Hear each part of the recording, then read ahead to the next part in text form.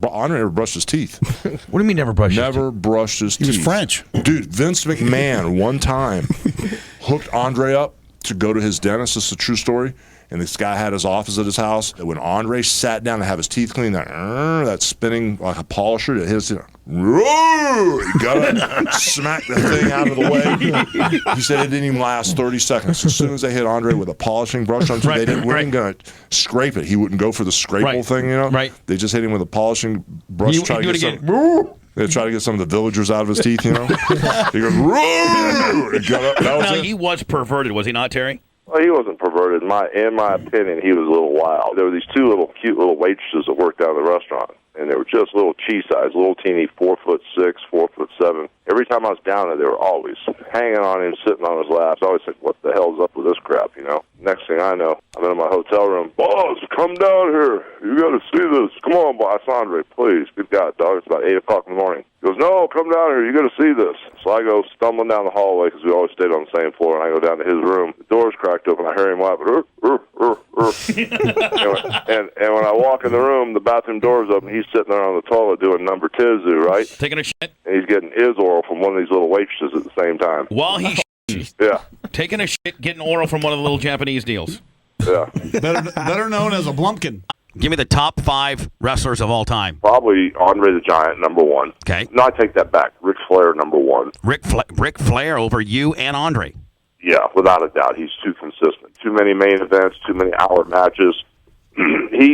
Talk about running, putting everything to the side, leaving home, family, making wrestling number 1, living it. Flair number 1. Number 2.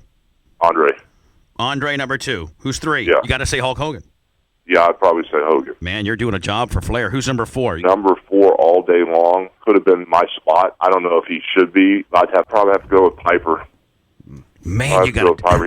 He was around too long. How about Andre? Oh, Jesus, nobody better than him. Oh, my God. Even as limited as he was, because you had to take all the heat, Andre, would he ever sell? He wasn't limited, brother. He could take your head, put your head on his thigh, and stomp the floor and give you a thigh bump, and it meant more than a triple suplex off the top of the Empire State Building. He had such a repertoire with what he had that you could put every Chris Jericho, Billy Gunn, Bruno Sammartino in the ring. Nobody had more offense than he did. Now, in WrestleMania 3 at the Pontiac Silverdome, did you call it or did he call it? I wrote it all down on a piece of paper for Vince, and Vince gave it to him.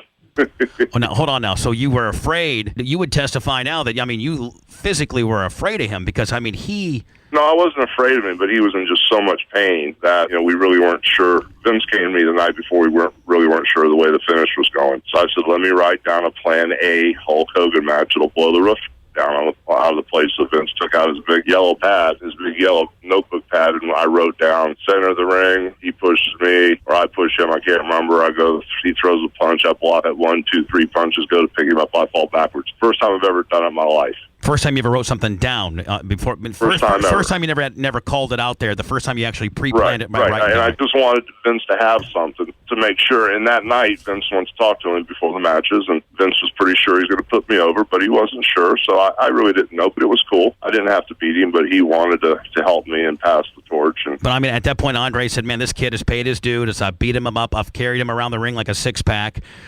Tonight's the night." So it was the night that he passed the torch in WrestleMania 3 at Pontiac. That was definitely Andre's decision. Yes, I'm going to pass the torch to this kid.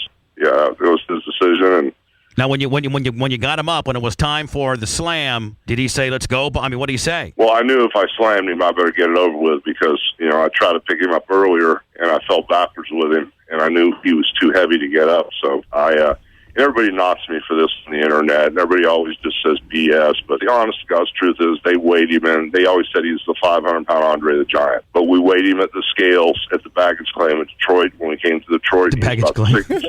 He was about 697 because he'd gained a bunch of weight, and he had that huge back surgery in England. He was in a ton of pain. Right. And he was heavy. So, that basically at the end of the day, Andre goes, "Slam!" And I went, "What?"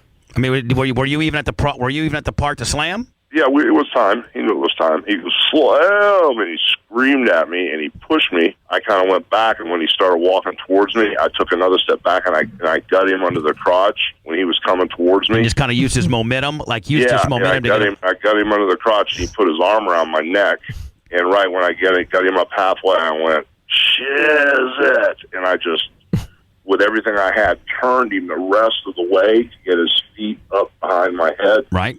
And when I did, my back tore out, my shoulder tore out, both my biceps tore out, and I just flopped him down on the ground.